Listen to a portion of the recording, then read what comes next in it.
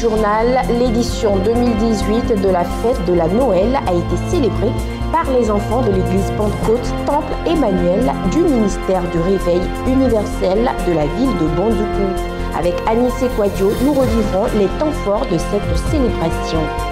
La mission pentecôtiste internationale Le Bon Berger, dirigée par la prophétesse missionnaire Alice Nguessan, a également célébré la fête de la naissance du Seigneur Jésus-Christ. Les fidèles de l'église CMA de Toisé au district missionnaire 2 de la ville de Duékoué ne sont pas restés en marge de la célébration de la fête de Noël. Nous irons avec notre correspondant Saint-Théodore pour revivre cette célébration dans la ville de Duékoué. Véritable soulagement pour les 311 migrants secourus il y a une semaine au large de la Libye. Après le refus de Malte et de l'Italie de les accueillir, leur bateau a enfin accosté au port de Krinavis en Espagne. Vous êtes sur la première chaîne chrétienne panafricaine et vous suivez l'édition complète du journal. Bienvenue à toutes et à tous. C'est la région du Gontougo qui nous accueille dès l'entame de ce journal. L'édition 2018 de la fête de la Noël y a été célébrée dans la ferveur par les enfants de l'église Pentecôte Temple Emmanuel du ministère de Réveil universel de la ville de Bondoukou. Anis Ekwadio nous en dit plus. Ils sont plus de 200 enfants appartenant à l'église Pentecôte Emmanuel, ministère du Réveil universel, qui ont goûté aux délices de la célébration de Noël sous les yeux du prophète Kwasi Patrice, le président fondateur de la dite église et son épouse. Durant cette célébration, les tout petits ont fait montre de tout leur savoir-faire, démontrant ainsi aux yeux de leurs parents qu'ils connaissent par cœur comme leur leçon les versets bibliques.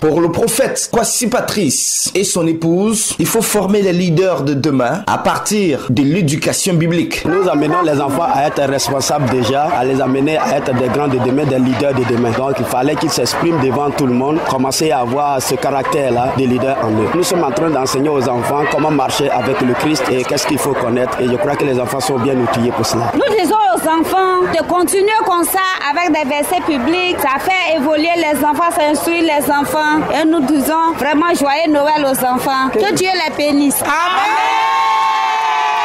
Le Père Noël descendu du ciel est venu les bras chargés de cadeaux et les tout petits ont reçu leurs cadeaux. Nous tenons à exprimer notre gratitude à papa et maman pour tous ces cadeaux que nous avons reçus. Nous sommes très touchés. Nous prions le Seigneur qui se souvient de vous abondamment. Merci du fond du cœur. Cette célébration de Noël a été aussi marquée par la prestation sublime du ballet des enfants de l'église.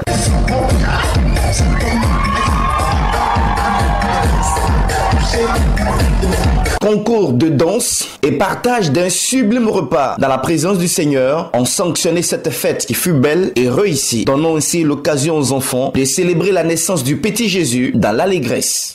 Restons dans la région du Gontougo, mais cette fois, ce sont les 200 enfants des 3 écoles maternelles du département de Transua qui ont reçu la visite du Père Noël, une initiative de l'amicale des jeunes de Transua. Anis Ekwadio.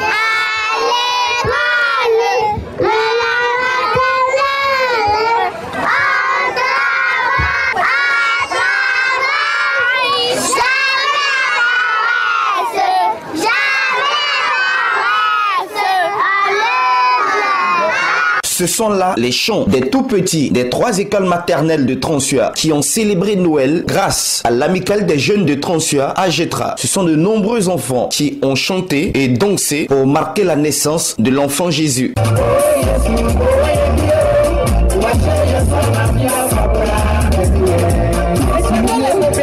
Jeux de course cuillère, Miss Noël et concours de danse ont permis aux tout petits de Transua de vivre Noël dans une ambiance totale. C'est plus de 300 cadeaux distribués à ces bouts de choux qui ont tenu à exprimer leur reconnaissance à leurs bienfaiteurs de la Gétra et leurs différents partenaires. Cher tonton, cher tata, merci pour tous ces cadeaux. Que Dieu vous bénisse. Pour la célébration de cet arbre de Noël, la Gétra a bénéficié du soutien de plusieurs donateurs, notamment Nana Kwadiosei, président de la Fédération des mutuelles de Transua, tout comme M. Tano Isaac, premier magistrat de la commune de Transua, représenté par sa directrice des affaires sociales, Miss Beckett. Ils ont tenu à féliciter l'amicale des jeunes de Transua pour ce geste de qualité en faveur de tout petits. Donner de la joie dans le cœur des enfants, c'est un grand geste. C'est nos jeunes frères qui viennent l'initiative. Je leur dis vraiment merci. Et je les encourage à perpétuer cet acte pour mettre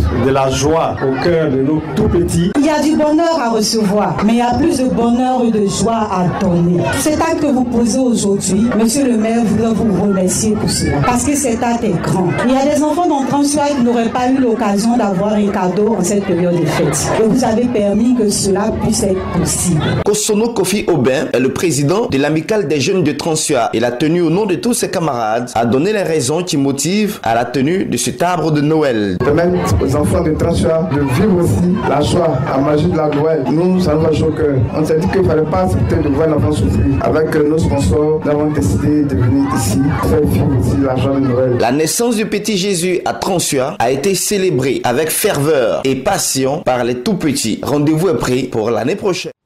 Ici à Abidjan, la naissance du Seigneur Jésus-Christ a été également célébrée avec ferveur à la mission pentecôtiste internationale Le Bon Berger, dirigée par la prophétesse missionnaire Alice Nguessan. Plus de détails dans cet élément. Des fidèles des églises Mission Pentecôtiste Internationale Le Bon Berger, dirigés par la prophétesse missionnaire Alice Nguessan, se sont retrouvés en fête à l'église mère d'Angry-les-Arcades pour célébrer la naissance de notre Seigneur Jésus-Christ lors de la veillée de Noël 2018. L'ambiance était à son comble quand la prophétesse missionnaire Alice Nguessan a donné le ton de la louange soutenue par l'excellent groupe musical de la Mission Pentecôtiste Internationale Le Bon Berger.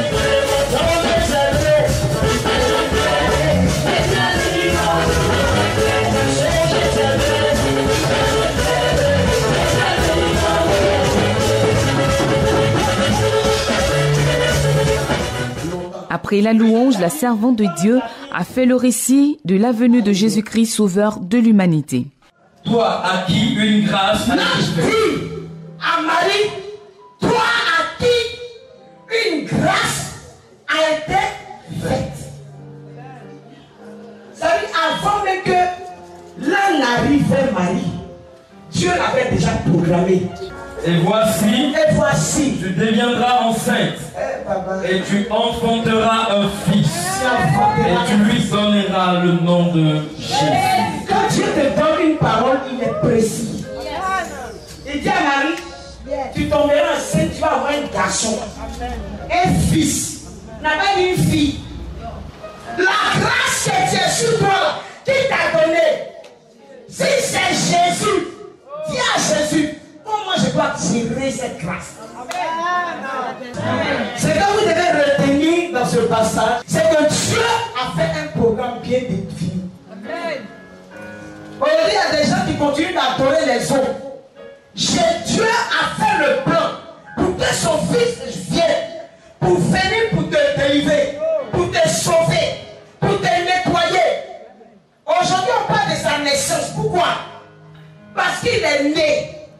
Pour que toi et moi, notre image soit restaurée. Amen. Jésus est né là pour que toi et moi nous soyons restaurés. Amen. Notons que la prophétesse missionnaire Alice Nguesson associe à son ministère le social. Profitant de la Noël, elle a procédé à la remise de cadeaux aux enfants en faisant une part belle aux femmes démunies venues de diverses communautés. Ces femmes ont reçu des vives et non vives. Ces divers dons ont été suivis d'un temps de ministère au cours duquel le Saint-Esprit était à l'œuvre.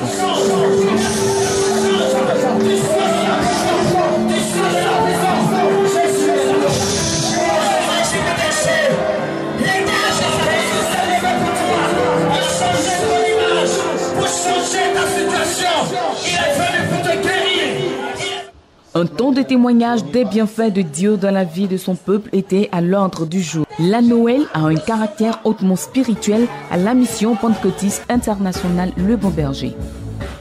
Il faut dire que le peuple est heureux, nous sommes heureux et nous croyons véritablement que l'année 2019 sera une année de récolte, une année de joie, une année de victoire, une année de gloire et de manifestation de la puissance de Dieu.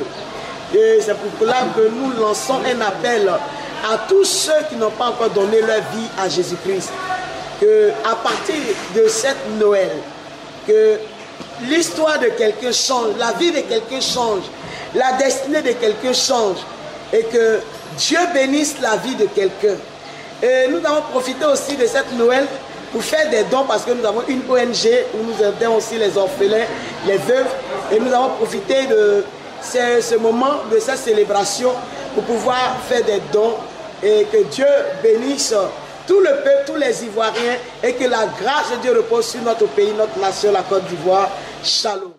Posons à présent nos valises dans l'ouest ivoirien, plus précisément dans la ville de Duékoué. Les fidèles de l'église CMA de Toiséo, district missionnaire 2, ne sont pas restés en marge de cette célébration de la naissance de notre Seigneur Jésus-Christ. Revivons les temps forts de cette célébration avec notre correspondant Saint Théodore.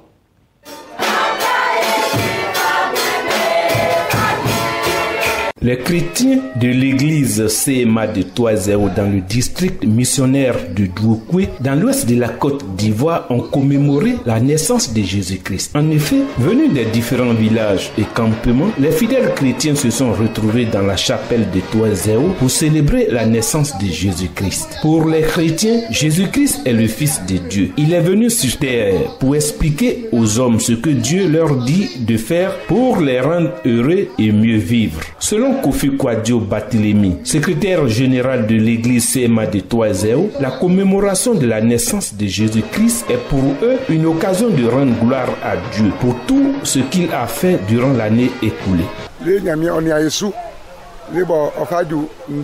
Nous remercions Dieu pour tout ce qu'il a fait pour nous et nous le remercions aussi pour avoir permis l'organisation de cette cérémonie et nous lui rendons toute la gloire. Pasteur Yoboué Boniface, surintendant du district missionnaire de Duékoué 2, après avoir édifié les nombreux fidèles à travers la parole de Dieu, a expliqué aux fidèles que fêter Noël est une grâce. Ce qui a été vraiment un élément important, un élément fort au cours de cette rencontre, c'est le privilège que nous avons en tant qu'enfants de Dieu de célébrer la naissance de Jésus-Christ. Et je crois que ce temps a été un temps important, un temps marquant, et chacun part béni, heureux d'avoir bénéficié de cet enseignement. Et je veux rendre grâce à Dieu pour cela. Au cours de cette célébration, les fidèles chrétiens, à travers des chants, danses et différentes prestations, ont loué Dieu le Tout-Puissant. Célébrer la naissance de Jésus-Christ, c'est se souvenir d'un des plus grands prophètes que la terre ait porté. Il ne défendait qu'un principe, l'amour. Il l'a fait en réhabilitant tous ceux et celles que la société rejetait au péril de sa propre vie.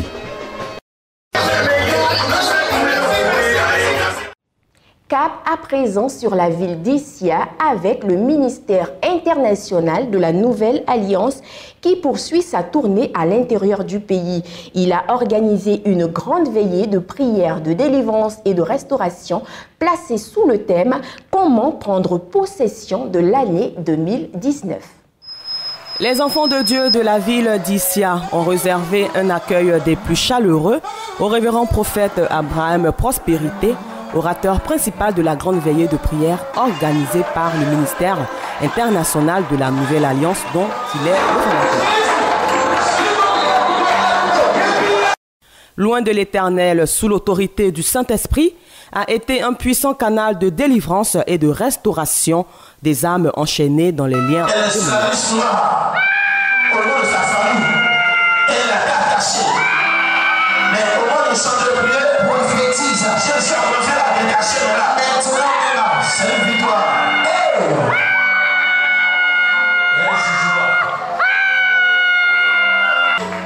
Il ne sent pas ses pieds, prophétise. Le serpent de le paralyser, annonce ça. Le serpent de le vomir, ses pieds. Il y a des pieds qui étaient envoûtés. Il y a des pieds qui étaient envoûtés. Précision prophétique. Il y a l'éternel de l'Église. Qui a eu son pied maintenant. Non, de Jésus. L'éternel là-bas, avec le chanteur se produit là. Par sa grande voyance, l'homme a même démasqué un émissaire des sorciers du village.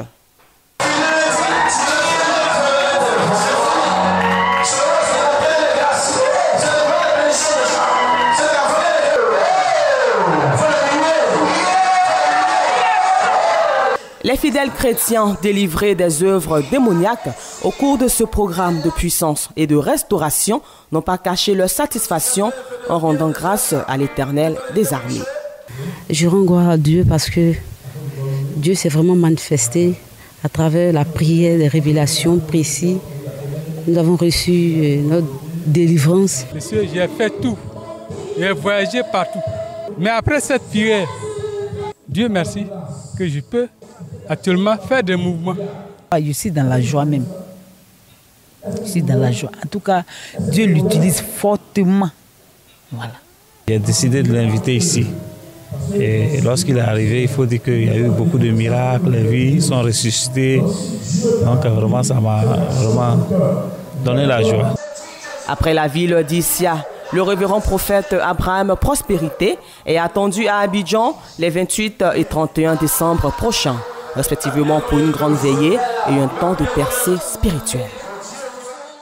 Notre tour de l'actualité sur le continent africain débute par la République démocratique du Congo. Les chefs d'État de la SADC sont inquiets quant à la situation sécuritaire dans ce pays suite au 3e report des élections présidentielles. Un mini-sommet a été organisé à cet effet à Brazzaville afin de réfléchir à la question sécuritaire de la RDC. La situation en République démocratique du Congo inquiète les pays de la sous-région. Un mini-sommet mercredi à Brazzaville sur initiative du président Denis Sassou Nguesso, les dirigeants de la SADC et de la conférence internationale sur la région des Grands Lacs ont exprimé leurs vives préoccupations à quelques jours de la présidentielle. Les chefs d'État ont appelé la classe politique et la société civile à l'apaisement et à la retenue en vue de la tenue des scrutins dans la sérénité. Les chefs d'État ont salué le déploiement par l'Union africaine, la SADC, la CIRGEL et la CEAC des missions d'observation chargées du suivi du processus électoral. La convocation de ce mini-sommet par le président congolais est loin d'être anodine. Le Congo s'expose au même titre que les pays frontaliers de la RDC aux mêmes conséquences d'un éventuel embrasement de leurs voisins. Brazzaville encore plus. Brazzaville a tout intérêt à prendre cette initiative. Parce qu'aujourd'hui, vous savez que Brazzaville et Kinshasa sont les deux capitales les plus rapprochées du monde. Et que vous allez vous rendre compte que tout ce qui se passe du côté de la RDC, il y a des impacts du côté de Brazzaville. Donc je dirais en quelque sorte que Brazzaville est en train de jouer sa sécurité. Donc un homme politique avisé, le président Sassou, joue sa sécurité d'abord. Quoi qu'il en soit, l'inquiétude reste grande vu la tension qui pèse dans le pays après une campagne électorale mouvementée. Et même si aucune autorité congolaise n'a pris part à cette rencontre de Brazzaville, une délégation devait se rendre ce jeudi à Kinshasa pour en remettre les conclusions au président Joseph Kabila. C'est un pari gagné pour André Rajoelina qui vient d'accéder à la magistrature suprême de son pays pour 5 années. Âgé de 44 ans, cet ex-10 jockey et entrepreneur a été déclaré vainqueur des élections présidentielles malgaches. Classé patrimoine mondial de l'UNESCO, le Krak des Chevaliers est un important château fort de Syrie qui n'a pas été épargné pendant les affrontements. Il s'appelle le Krak des Chevaliers. Ce château fort, clé de la Terre Sainte à l'époque des croisades, domine la plaine de Homs en Syrie. Mais l'un des plus importants vestiges médiévaux au monde porte les marques de la guerre. Le régime syrien, qui a repris le contrôle du site en 2014, promet de restaurer la citadelle. Mon directeur à Damas m'a donné la bonne nouvelle. Il prévoit d'investir une grosse somme d'argent dans le Krak des Chevaliers l'année prochaine, afin de restaurer cette partie très dangereuse et qui a commencé à s'effondrer. Des milliers de touristes visitaient chaque année le fort avant l'éclatement des combats entre les forces gouvernementales et l'armée syrienne de libération qui a occupé la zone. Le Krak des Chevaliers est classé au patrimoine de l'UNESCO, mais l'organisme est pour l'heure peu enclin à financer sa restauration. 2 blessés, un policier et un civil hors de danger. Voilà le bilan de l'explosion qui a eu lieu récemment devant une église à Athènes, en Grèce. L'explosion d'une bombe a blessé un policier et un civil ce jeudi matin dans le centre-ville d'Athènes. La détonation a eu lieu devant l'église Saint-Dionysos avant le début de la messe dans le quartier de Kolonaki, voisin d'Exarchia, une zone anarchiste où des affrontements ont lieu régulièrement entre militants et policiers. L'attaque n'a pour l'heure pas été revendiquée. Les 2 blessés ont été transportés à l'hôpital pour des brûlures. Leur vie n'est pas en danger. Je ne comprends pas pourquoi ils ont visé une église. Jésus est amour. Je ne comprends pas pourquoi ils n'ont pas prévenu une télévision ou un journal. D'après les médias locaux, un paquet suspect avait été découvert devant l'église par le gardien qui avait prévenu un policier. Les attaques artisanales contre des entreprises, des bâtiments publics, la police ou des responsables politiques ne sont pas rares en Grèce. Ils sont souvent attribués à des groupes d'extrême gauche. Véritable soulagement pour les 311 migrants secourus il y a une semaine au large de la Syrie. Après le refus de Malte et de l'Italie de les accueillir, leur bateau a enfin pu accoster au port de Krinavis en Espagne. Ils voient enfin le bout du tunnel, ou plutôt la terre ferme.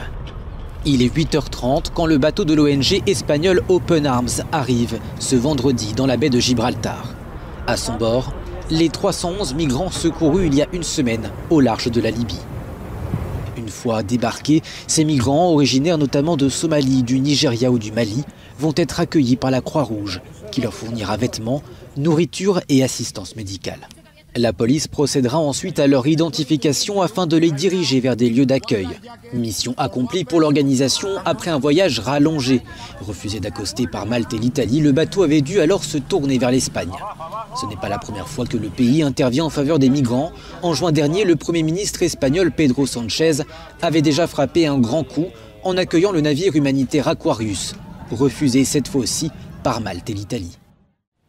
Toute chose concourt au bien de ceux qui aiment Dieu. Merci d'avoir été devant votre poste récepteur pour suivre ce journal, un journal préparé par l'ensemble de la rédaction. À très bientôt.